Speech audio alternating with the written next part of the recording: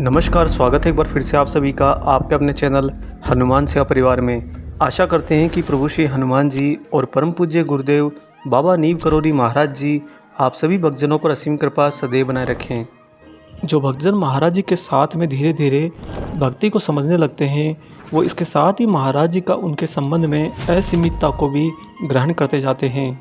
यहाँ पर असीमितता का पर्याय इस जन्म से परे का है, यानी कि जो सानिध्य जो साथ एक भक्त का महाराज जी के साथ में इस भौतिक जगत में होता है, वह तो वास्तव में बहुत ही सीमित होता है, क्योंकि आप उस भौतिक समय के अंदर एक स्वप्न का जीवन जीते हो, परंतु जब उस स्वप्न के जीवन को भंग कर दिया जाता है और मनुष्य के जन्म मरण का एक चक्र पूरा हो जाता है, तो फिर से आप बाबा के साथ में उस असीमित साथ में पहुंच जाते हो। और यही सर्व मुख्य कारण है कि हर जन्म के अंदर न जाने कहाँ कहाँ किस किस परिस्थिति में कैसे कैसे परिवार कैसे कैसे समाज में उस भक्त का बार बार जन्म होता है, वहाँ पर वो कैसी कैसी परिस्थितियों का सामना करता है। वो कालांतर के अंदर चूँकि उसने पिछले जन्म में भी कुछ कर्म किए होते हैं, जिन्हीं के कारण इस जन्म के अंदर वो समय अवधि जब वह भक्ति को पहचानने लगे, अपने गुरु की ओर मुखाबिर होने लगे और किसी न किसी मोड़ पर बाबा नीम करौली महाराज जी से ही जा टकराए, वह समय तय होता है महाराज जी की इच्छा से बाबा के पुनः मिलन का। यानी कि वह भक्त तो सोचता है कि मैंने भक्ति मार्ग पाया, वह भक्त तो सोचता है कि मुझ पर महाराज जी ने कृपा करी जो उनका साथ पाया हूँ, लेकिन उस भाव की शुद्धता तो ये है कि महाराज जी उसके साथ में हर जन्म में एक गुरु भाव में बंधे रहते हैं। धीरे धीरे उसकी भक्ति की परिपक्वता को और आगे ले जाते हुए गुरु से ईश्वरीय स्वरूप में रूपांतरित होते हुए बाबा नीम करौली महाराज जी उसका साथ को निभाते हैं। और धीरे धीरे कालांतर में अनेक जन्मों की यात्रा तय करते हुए जब आपकी जीव आत्मा भक्ति की गहराइयों के रस को छान चुकी होती है और साथ ही ईश्वर के पथ पर चलते हुए, ईश्वर के मार्ग पर चलते हुए भक्ति की उस दिशा में आगे बढ़ती है, जहाँ पर आने वाले किसी जन्म में उसे महाराज जी की ऐसी खास कृपा भी प्राप्त हो जाती है, जब बाबा उसे बार बार अपने ही अलौकिक दर्शन कराने लगते हैं। जी हाँ दोस्तों, जब एक भक्त महाराज की भक्ति में परिपक्व हो जाता है, तो बाबा स्वयं उसके ही मानवीय जीवन के बीच में उसे अपना वह अलौकिक एहसास देते हैं।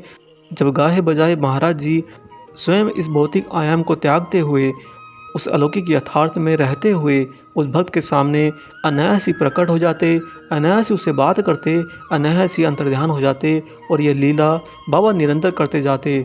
ऐसे एहसास को प्राप्त करने के लिए आपको अनेक जन्मों की भक्ति की पराकाष्ठा को पार करना होगा। अब इन घटनाओं को सुनकर कुछ भक्तों के मन में ये इच्छा उत्पन्न होने लगे कि हमें भी तो बाबा ऐसे दर्शन दें, हम पर भी ऐसी कृपा क्यों न करें। लेकिन दोस्तों, आपको बता दें कि ये जो चाह होती है, यह होती है मोह और माया के कारण।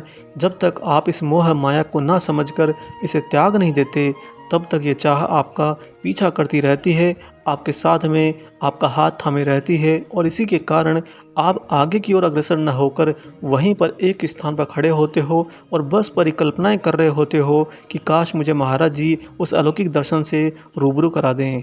अब यहाँ पर एक भक्त के लिए भक्ति के मार्ग पर आगे की ओर अग्रसर होना अति अनिवार्य है।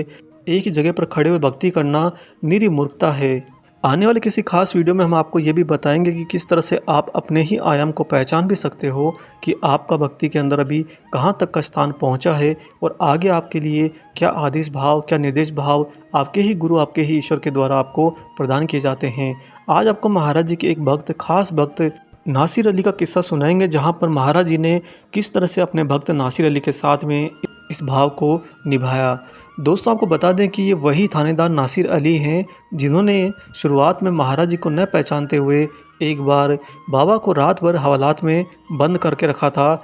लेकिन बंद हवालात से जब बाबा बाहर निकलने और अंदर जाने लगे, बंद हवालात में से ही निकलकर थाने की छत पर घूमने लगे और फिर छत से अंतर्ध्यान होकर सीधा हवालात में प्रकट होने लगे, तो ऐसी लीलाएं देखने वाले वह थानेदार नासिर अली बाबा के मुरीद हो गए। आप यहाँ पर यह भी समझ सकते हैं कि महाराज जी की ऐसी लीलाओं को देखने के लिए उनमें जो सामर्थ्य था, जो बाबा की ऐसी लीलाओं का सामना कर सके, ये सामर्थ्य उनमें अनायास ही नहीं आया, बल्कि उनके ही पुराने जन्मों की भक्ति का तप फल था। आगे कालांतर में यही नासिर अली किसी कारणवश से मुअत्तल हो गए, यानी कि उन्हें नौकरी से बर्खास्त कर दिया गया। जिन दिनों नासिर अली अपनी नौकरी से मुअत्तल हो गए थे, उन्हीं दिनों एक दिन बाबा डीआईजी ओंकार सिंह की गाड़ी में बैठकर उन्हीं के साथ में लखनऊ के हजरतगंज से गुजर रहे थे। जब बाबा और ओंकार सिंह की गाड़ी मुख्य चौराहे के पास पहुंची तो महाराज जी ने अनायास ही ओंकार सिंह से कहा कि ओंकार सिंह, तूने अभी तक नासिर अली को बहाल नहीं किया। इस पर ओंकार सिंह बोले, हो गया हुजूर, नासिर अली बहाल हो गया। महाराज जी एकदम से मुड़कर बोले कि कैसे हो गया, तू तो अभी तक यहीं पर है, फिर भला नासिर अली कैसे बहाल हो गया। ओंकार सिंह ने जवाब दिया कि हो गया महाराज, आपने जो हुक्म दे दिया है, आपके हुक्म के होते ही अगले ही क्षण वह तो बहाल हो गया। बाबा मुस्कुराए और फिर पूछा कि ओंकार सिंह, बता हमें आज नासिर अली की याद कैसे आई। ओंकार सिंह को बाबा के इस प्रश्न का कोई उत्तर नहीं सूझा। महाराज जी उनकी ओर देखकर हंसने लगे। ओंकार सिंह को क्या पता था कि नासिर अली बाबा का पूर्व जन्म का परिकर था, बाबा के साथ में अनेक जन्मों से यात्रा कर रहा था। दोस्तों, नासिर अली स्वयं कहते हैं कि जब महाराज जी की वह जेल में घटना घटी थी, तब से मैं हुजूर की याद नहीं भुला सका। जब भी मेरे ऊपर कोई गर्दिश आती, तब मैं दिन भर फाका यानी कि व्रत करता हूँ और शाम को वज़ू कर इबादत यानी कि प्रार्थना वाले कमरे में अपने को बंद कर दरवाजे खिड़कियाँ सब भिड़ा देता हूँ। फिर मैं हुजूर यानी कि बाबा नीम करौली महाराज जी की याद करता हूँ, उनका ध्यान करता हूँ, तो बाबा स्वयं ही बिना दरवाज़ा खिड़की खुले सामने प्रकट हो जाते हैं और मेरी मुसीबत दूर करके फिर वैसे ही वापस भी चले जाते हैं। दरवाज़ा खिड़की नहीं खुलता, लेकिन महाराज जी मेरे सामने आते हैं और जाते भी हैं। और दोस्तों, बड़ी बात ये थी कि नासिर अली ने जब अपने साथ बाबा की इस दया की कथा सुनाई थी, तो ये वह समय था जब नासिर अली स्वयं महाराज जी के सामने कैंची धाम में थे। बाबा भी सिर झुकाए सुन रहे थे बिना किसी प्रतिवाद के।